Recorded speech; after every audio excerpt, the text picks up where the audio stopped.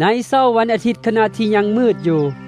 นางมารีไทมักดาลาได้มาถึงอุโมงค์และนางก็เห็นว่าก้อนหินได้กึ่งออกจากปากอุโมงค์แล้ว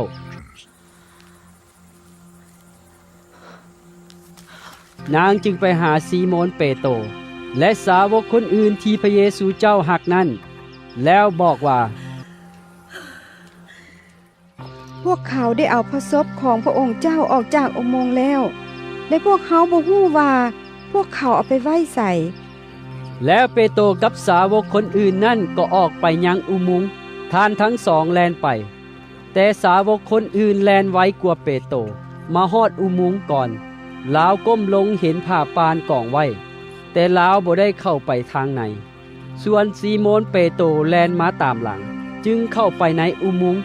ลาวเห็นผ้าปานกองไว้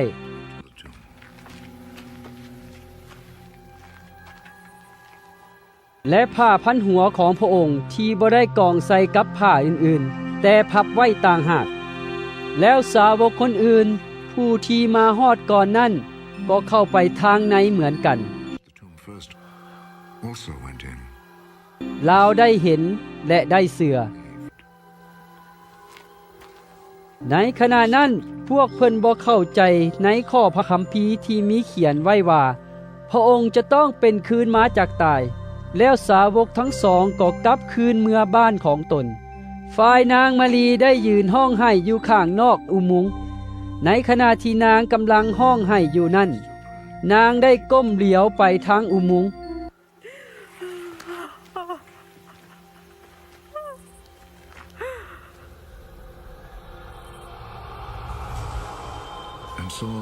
และได้เห็นเทวดาสองตนใส่เครื่องขาว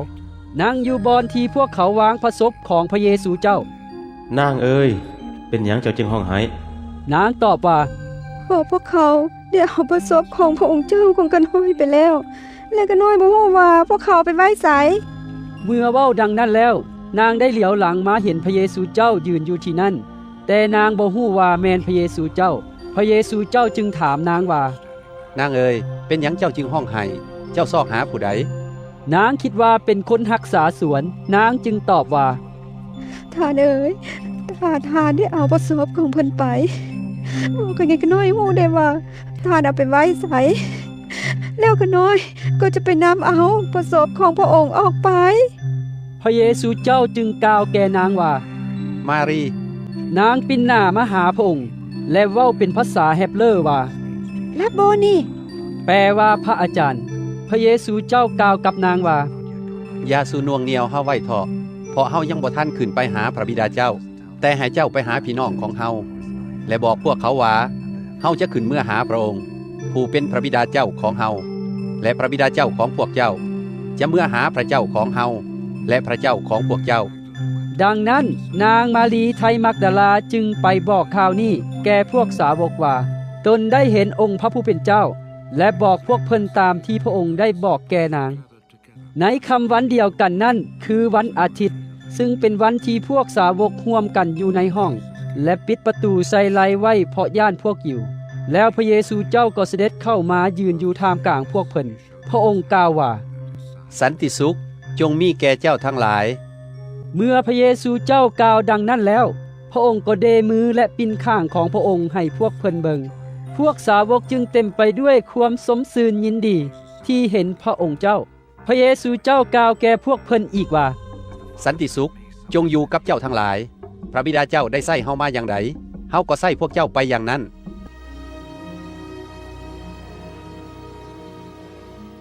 เมื่อกล่าวจบแล้วพระองค์ได้ระบายลมหายใจออกใส่พวกเพิ่นและบอกว่า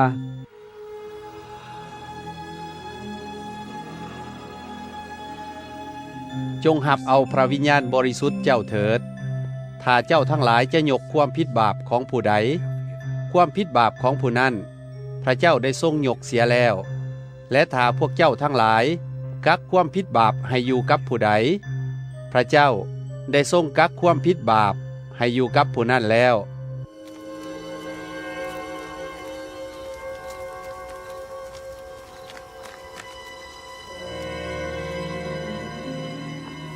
โทมาที่เอิ้นว่าฝาแฝดเป็นสาวกคนหนึ่งใน12 คน ลาวบ่ได้อยู่กับพวกเพิ่นเมื่อพระเยซูเจ้ามาปรากฏนั้นสาวกคนอื่นจึงบอกโทมาว่าพวกเราได้เห็นพระองค์เจ้าแล้วแต่โทมาตอบพวกเพิ่นว่าข้อยจะบ่เชื่อถ้าข้อยบ่เห็นห้อยตะปูที่ฝ่ามือของเพิ่นและเอานิ้วมือของข้อยแปะใส่ห้อยตะปูนั้นและจับบายข้างของเพิ่น หลังจากนั้น8 วันต่อมา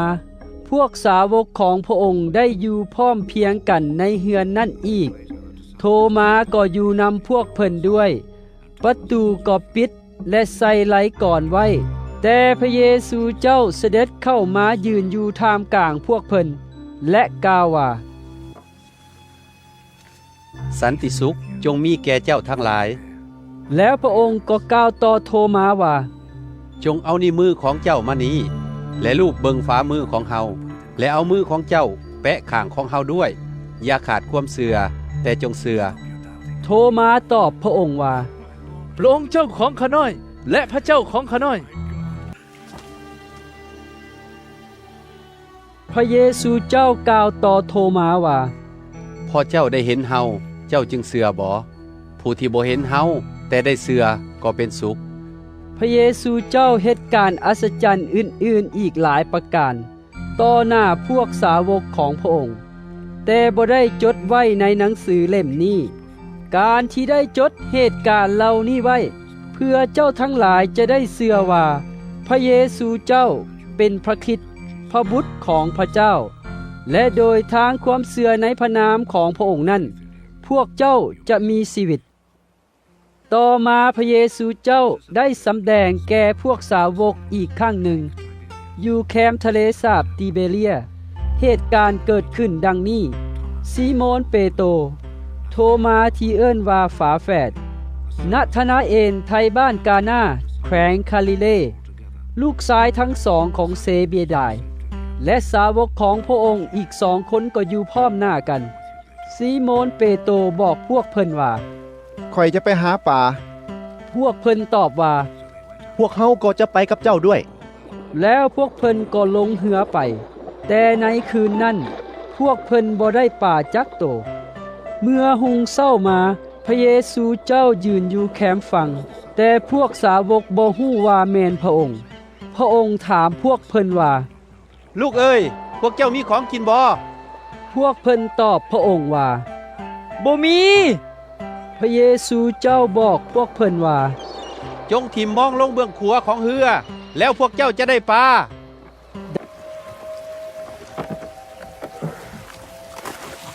ดังนั้นพวกเพิ่นจึงถิ่มมองลง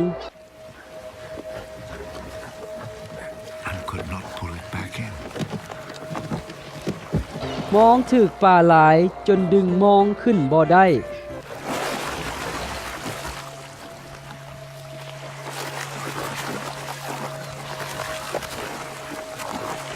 สาวกผู้ที่พระเยซูเจ้าทรงหักบอกเปโตรว่าแม่นพระองค์เจ้านั่นแหละเมื่อซีโมนเปโตรได้ยินว่าแม่นพระองค์เจ้าแล้วจึงจับเอาเสื้อมานุ่งเพราะตนเปื่อยตัวอยู่แล้วโตนลงน้ำส่วนสาวกคนอื่นๆได้เอาเหือน้อยลากดึงเอามองที่มีป่าเต็มอยู่นั่นเข้าฟังเพราะพวกเพิ่นอยู่ไกลจากฟังเพียงแต่100 เมตรเท่านั้นเมื่อพวกเพิ่นขึ้นมาถึงฝั่งแล้วก็เห็นทานไฟลุกอยู่พร้อมทั้งมีป่าและข้าวจีขางไว้พระเยซูเจ้าจึงกล่าวแก่พวกเพิ่นว่าจงเอาปลาบางโตที่พวกเจ้าจับได้มาซีโมนเปโตรจึงเข้าไปในเหือดึงมองขึ้นฟังมีปลาตัวใหญ่เต็มอยู่จำนวน153ตัวถึงว่ามีปลาหลวงหลายป่านนั้นมองก็ยังบ่ขาดพระเยซูเจ้ากล่าวแก่พวกเพิ่นว่าจงพากันมากินข้าวซะในจำนวนพวกสาวกบ่มีผู้ใดกล้าถามเลยว่าท่านแม่นผู้ใดเพราะพวกเพิ่นฮู้ว่าพระองค์แม่นองค์พระผู้เป็นเจ้าแล้วพระเยซูเจ้าก็เข้ามาจับเอาข้าวจีและปลายายให้พวกเพิ่นนี่เป็นเทื่อที่3ที่พระเยซูเจ้าปรากฏแก่พวกสาวกหลังจากที่พระองค์เป็นคืนมาจากตายหลังจากกินข้าวแล้วพระเยซูเจ้ากล่าวแก่ซีโมนเปโตรว่าซีโมนลูกโยฮันเอ๋ย เจ้าฮักเฮาหลายกว่าสิ่งเหล่านี้บ่ เปโตรตอบว่า โดยพระองค์เจ้าเอ๋ยพระองค์หูจักว่าข้าน้อยหักพระองค์ พระองค์จึงสั่งเปโตรว่า จงเลี้ยงแกะหนุ่มของเฮาเด้อ พระองค์กล่าวแก่เปโตรเป็นครั้งที่สองว่า ซิโมนลูกโยฮันเอ๋ยเจ้าฮักเฮาบ่ เปโตรตอบว่า โดยพระองค์เจ้าเอ๋ยพระองค์หูจักว่าข้าน้อยหักพระองค์ พระองค์จึงสั่งว่า จงเลี้ยงรักษาแกะของเฮาเด้อ แล้วพระองค์ก็กล่าวแก่เปโตรเป็นครั้งที่สามว่า ซิโมนลูกโยฮันเอ๋ยเจ้าฮักเฮาบ่ เปโตรทุกข์ใจที่พระเยซูเจ้าได้ถามตนถึง3 เทื่อว่า เจ้าฮักเขาบ่ฉะนั้นเปโตรจึงตอบพระองค์ว่า ข้าแด่พระองค์เจ้า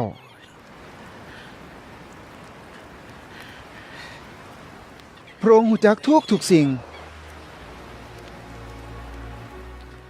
พระองค์หูจักว่าข้าน้อยหักพระองค์ พระเยซูเจ้าสั่งเปโตรว่า จงเลี้ยงแกะทั้งหลายของเฮาเด้อเฮาบอกเจ้าตามความจริงว่า เมื่อเจ้ายังหนุ่มเจ้าคาดแอวของเจ้าเอง และเที่ยวไปมาทางใดตามใจมัก แต่เมื่อเจ้าเฒ่าแก่แล้ว เจ้าเหยียดมือของเจ้าออก และคนอื่นจะคาดแอวหายและจะพาเจ้าไปในบ่อนที่เจ้าบ่อยากไป พระองค์กล่าวดังนี้หมายถึงวิธีที่เปโตรจะตาย และจะนำเกียรติยศมาสู่พระเจ้า เมื่อพระองค์กล่าวดังนี้แล้ว พระองค์จึงสั่งเปโตรว่า จงตามเฮามา เปโตรเหลียวหลังเห็นสาวกผู้ที่พระองค์ทรงหักตามมา คือผู้ที่นางเนื่องตัวอิงใส่พระองค์ในเวลารับประทานอาหาร และเคยได้ถามพระองค์ว่า พระองค์เจ้าเอ๋ยแม้นผู้ใดที่จะทรยศต่อพระองค์ เมื่อเปโตรเห็นสาวกคนนั้นแล้ว จึงถามพระเยซูเจ้าว่า พระองค์เจ้าเอ๋ยผู้นี้เด้จะเป็นอย่างใด พระเยซูเจ้าตอบเพิ่นว่า ถ้าเฮาอยากให้เรามีชีวิตอยู่ จนเฮากลับมาจะเกี่ยวของอันใดกับเจ้า ส่วนเจ้าจงตามเฮามา เหตุฉะนั้นคำที่ว่าสาวกคนนั้นจะบ่ตาย จึงซาลือไปทั่วในท่ามกลางพวกพี่น้อง แต่พระเยซูเจ้าบ่ได้กล่าวว่า สาวกคนนี้จะบ่ตาย แต่พระองค์กล่าวว่า ถ้าเฮาอยากให้ลาวมีชีวิตอยู่จนเฮากลับมา จะเกี่ยวข้องอันใดกับเจ้า แม้นสาวกคนนี้เองที่ได้เป็นพยานถึงสิ่งเหล่านี้ ทั้งเป็นผู้ที่บันทึกเรื่องเหล่านี้ไว้ด้วย และพวกเขาก็ฮู้ว่าคำยืนยันของเพิ่นเป็นความจริง พระเยซูเจ้ายังได้กระทำสิ่งอื่นๆอีกหลายอย่าง ถ้าจะเขียนไว้ตามลำดับทุกประการ ข้าพระเจ้าคิดว่า ทั่วทั้งโลกนี้จะบ่มีบอนพอสำหรับเมียนหนังสือต่างๆที่เขียนนั่น